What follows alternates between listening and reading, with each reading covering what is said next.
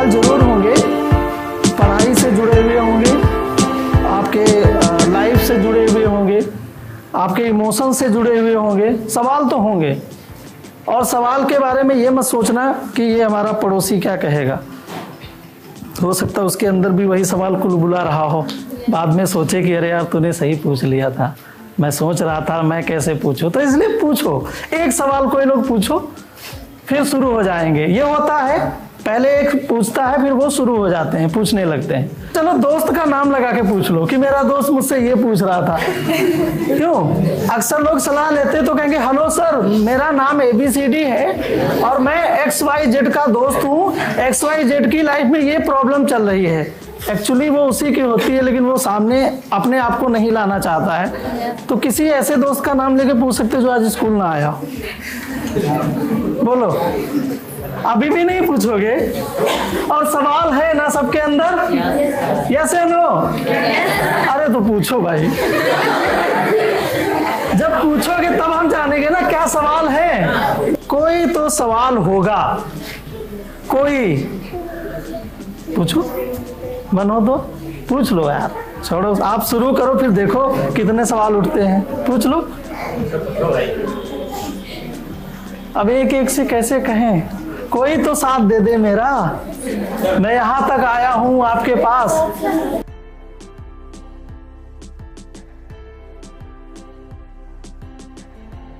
जी तालियां बजाओ पहले इस बच्ची के लिए। जी बेटा।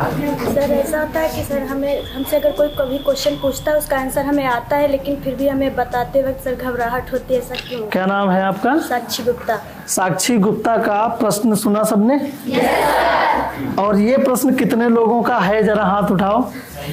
हे देखो क्या बात है, कैमरे में कैद किया जाए। बहुत अच्छा सवाल है साक्षी का कि ऐसा क्यों होता है कि हमें उसका जवाब आता है। और ये आपके साथ प्रतिदिन होता होगा जब गुरुजी कहते होंगे ए चल इसका आंसर बता, सर मुझे नहीं आता है। ये एक अंदर फियर होता है, और ये फियर होता है जो आपको ये बताता है कि आप कॉन्फिडेंट नहीं है। मतलब आपके अंदर ये डर लग रहा है कि आपने जो उत्तर दिया है वो उत्तर शायद गुरुजी को पसंद आएगा या नहीं है। क्या फर्क पड़ता है? मैंने कहा अभी शुरू में यही बताया था, क्या फर्क पड़ता है? ज्यादा से ज्यादा गुरुजी यही कहेंगे कि चलो ये सवाल गलत है तो गलत है, और अगर आपको आता है, कॉन्फिडेंटली आपने बोल दिया है, तो वो सवाल का उत्तर सही होगा तो तालियां मिलेंगी नहीं मिलेंगी? तो जब भी आपके अंदर ऐसा फील हो, बैठ जाओ, जब भी आपके अंदर ये लगे कि सवाल का उत्तर तो मैं जानता था, और ऐसा कई बार आपके साथ हुआ होगा, कोई दूसरा दोस्त बता दे अच्छा ये वो आंसर रहा है, हम बता ही ना पाए, और आपको मालूम होता है, तो आप बस बिंदास करके बोल दो, बिना ये जज किए कि जिसको मैं उत्तर बता रहा हूं वो क्या सोच रहा है। एक आदमी होता है जिसके अंदर एक प्रश्न का उत्तर पहले फंसा होता है, और वो अपनी धारणाओं के हिसाब से आपसे सवाल करता है कि देखें, वो सवाल आपके नॉलेज चेक करने के लिए नहीं करता है, वो सवाल आपसे करता है आपको जज करने के लिए, देखें तुम कितने गहरे पानी में हो। उसको उसका उत्तर पहले से पता होगा। अगर आपने मिलता जुलता भी उत्तर बता दिया तो क्या कहेगा? नहीं। जैसे आपने कहा कि यहाँ इसके आगे एक जगह कुर्सी पड़ेगी और कुर्सी से होते हुए आप लखनऊ निकल जाओगे, तो बोलेगा ऐसे थोड़े लखनऊ निकल जाओगे, कुर्सी के बाद गुडुम्बा भी पड़ता है, तब आप लखनऊ पहुंचोगे। बात वो आपकी क्या करेगा? जानबूझ के काटेगा। तो ऐसे लोगों के लिए कोई मन में कोई भी परवाह मत रखो, आपको उत्तर देना है। और एक चीज का, कभी कभी एक चीज का एग्जैक्ट वही उत्तर होता है, और कभी कभी उस चीज के कई आंसर होते हैं। बस अगर आपको उत्तर मालूम है तो आपको बोलना है, अपने अंदर बस ये मान के चलना है कि सामने वाला एक्सेप्ट करेगा, या तो दो ही चीजें हो सकती हैं, और सामने वाला अगर एक्सेप्ट करेगा तो I am done with my answer, और सामने वाला अगर रिजेक्ट करता है and my answer is correct, तो वो गलत है, वो हमें नीचा दिखाने की कोशिश कर रहा है। हमने अपना आंसर दे दिया तो आप अपनी पीठ थपथपा लो, लेकिन घबराहट नहीं लाना। उत्तर पता है तो पता है, और नहीं पता है तो सीधा नहीं पता है। कुछ सोचना ही नहीं है कि हम सामने बोलेंगे और ये हमसे क्या सवाल करेगा, दूसरा क्या सोचता है उसके मन में मत जाइए, क्योंकि अगर किसी के मन में आप गए तो आप किसी भी सवाल का जवाब नहीं दे पाएंगे। तो बहुत से बच्चे होंगे जो बिंदास बोल लेते हैं, ये बिना सोचे हुए। आपके साथ भी ऐसे बहुत से बच्चे होंगे जो असेंबली में खड़े होकर बिंदास बात करते हैं, और बहुत से बच्चे होंगे जिनको स्टेज पे खड़ा किया जाता होगा तो सब कुछ भूल जाते होंगे, है नहीं? Yes sir. बस कौन क्या देखता है उस पे मत जाइए। पब्लिक डोमेन में मेरा YouTube का चैनल है, तो हजारों गालियां मिलती होंगी मुझे, जरूरी है सबको मैं पसंद आऊंगा? अगर उनकी परवाह करूंगा तो क्या मैं आप लोगों के लिए उस तरह की वीडियो बना के डाल पाऊंगा? अगर उनकी परवाह करूंगा तो क्या मैं गांव-गांव जाकर के आप लोगों के अंदर एक अलग जगह पाऊंगा कि प्रश्न पूछो? नहीं। तो ध्येय हमारा हमें क्लियर है। किसी को ये बात खराब भी लगेगी, जाते हैं वहां विद्यालय में फालतू की बकवास करके चले आते हैं, किसी को भी ये लग सकता है, लेकिन वही स्कूल का प्रबंधन खुश हो जाता है, बच्चे हैप्पी हो जाते हैं, हमसे जुड़ते हैं, हमें भी अच्छा लगता है। ठीक है साक्षी, जब भी आंसर मालूम हो बोल दो, ज्यादा से ज्यादा डांटे जाओगे कोई फर्क नहीं पड़ता। अगर आंसर सही है तो आप बहस भी कर सकते हो। अब तो हाथ उठे थे भाई, अब और पूछो। दूसरा, जल्दी जल्दी, बड़ी समस्या है। इंटरव्यू में जाओगे भाई, आगे पढ़ोगे लिखोगे तो आगे जितने ज्यादा जिज्ञासु बनोगे उतना ही फायदा होगा। हमारे अंदर कोई सवाल दबा ना रह जाए, पूछो। अब वो सहेली कह रही कि पूछ लो, तो कहती तुम चुप बैठो, तुम्हें पूछना है पूछो। हाँ, हमें क्या जरूरत है?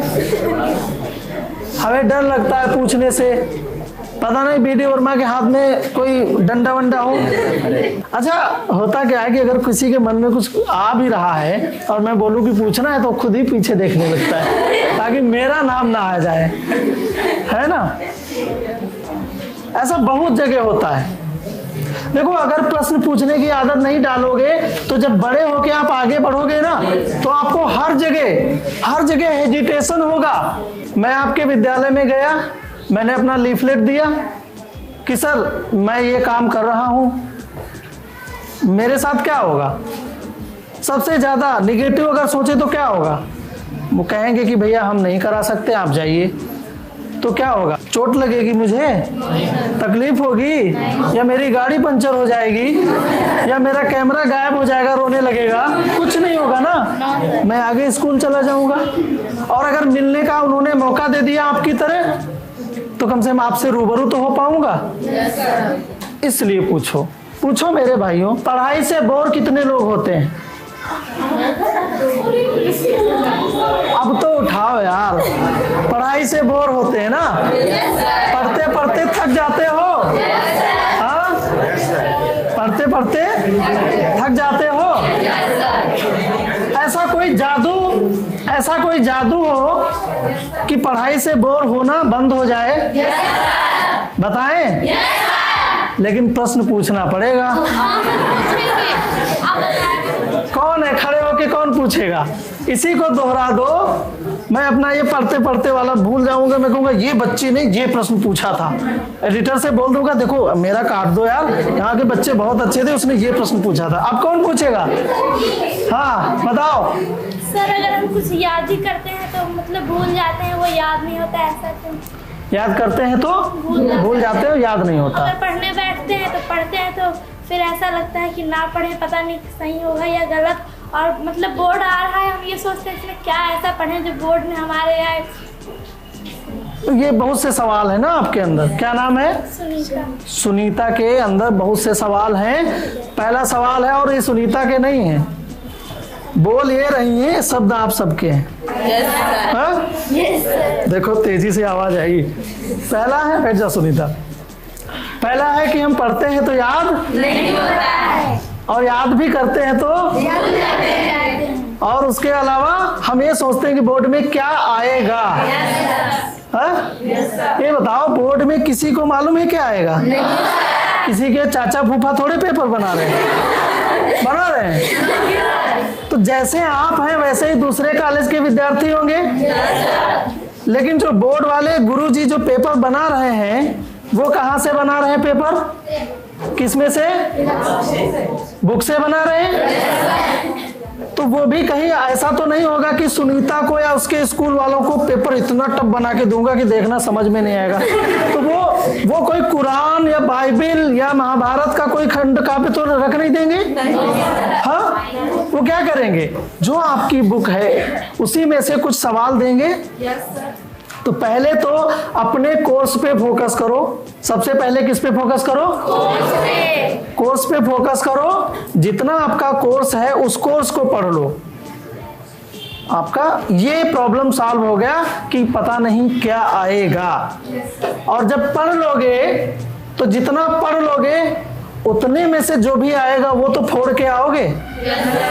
जितना पढ़ लोगे उसमें से जो भी आएगा वो फोड़ के आओगे। और जो नहीं पढ़ोगे वो कोई बात नहीं है ना। लेकिन अगर पढ़ोगे तो ये 100% है, पूरा सिलेबस कवर कर लिया तो 90% से ज्यादा मार्क्स आपके आएंगे, क्योंकि पूछा तो सिलेबस से ही जाएगा। एक चीज तो ये हो गई, पढ़ना है क्या ये तो आपको पता चल गया, क्योंकि ये हमसे ज्यादा आप जानते हो, क्योंकि आपके पास सारा कोर्स मौजूद है। ठीक है। दूसरा क्या था कि पढ़ते हैं तो याद नहीं होता है। याद इसलिए नहीं होता है क्योंकि हम कंसेप्ट पे फोकस नहीं करते हैं। किस पे? हम जनरली क्या करते हैं, जनरली जो हमें लिखवा दिया जाता है, जो गाइड में दिया होता है उसको टिक मारते हैं। दूसरी चीज, हम जैसे आपको प्रश्न बता रहे हैं, हम प्रश्न को खुद से नहीं तैयार करते हैं।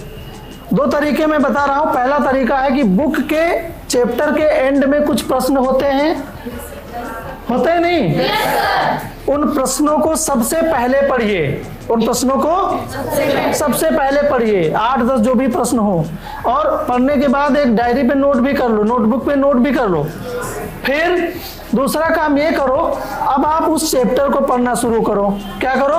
चैप्टर को पढ़ना। जब क्वेश्चन पहले पढ़ लोगे, चैप्टर को पढ़ना शुरू करोगे तो ऑटोमेटिकली आपको वो प्रश्न दिमाग में क्लिक करेगा, अरे यही तो उधर पूछा गया है पीछे। तो आप उसे अंडरलाइन कर लोगे, और जैसे ही आपने अंडरलाइन कर लिया आधा काम आपका हो जाएगा। फिर उसे आप करो रिवाइज।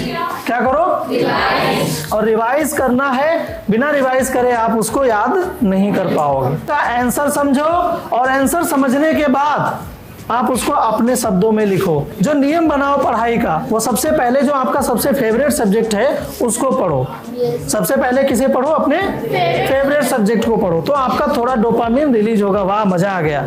फिर 5 मिनट का ब्रेक ले लो, और ब्रेक के बाद फिर एक उसका थोड़ा सा हार्ड सब्जेक्ट पढ़ो। और हार्ड सब्जेक्ट जब पढ़ो तो ये बना लो अपने मन में कि इसके बाद फिर से मैं एक इजी सब्जेक्ट पढ़ूंगी या पढ़ूंगा, तो आपका वो रिलेट हो जाएगा। इजी हार्ड इजी का फार्मूला बना लो, पढ़ाई में मन लगने लगेगा। कैसा लगा? मजा आया? लेकिन हमारे भाइयों ने आज कुछ नहीं पूछा। एक काम करना, हमारे पुराने वीडियो देखना, उसमें कई लड़कों ने बहुत बढ़िया बढ़िया प्रश्न पूछे हैं, हो सकता है तुम्हारे लोगों के आंसर उसमें मिले।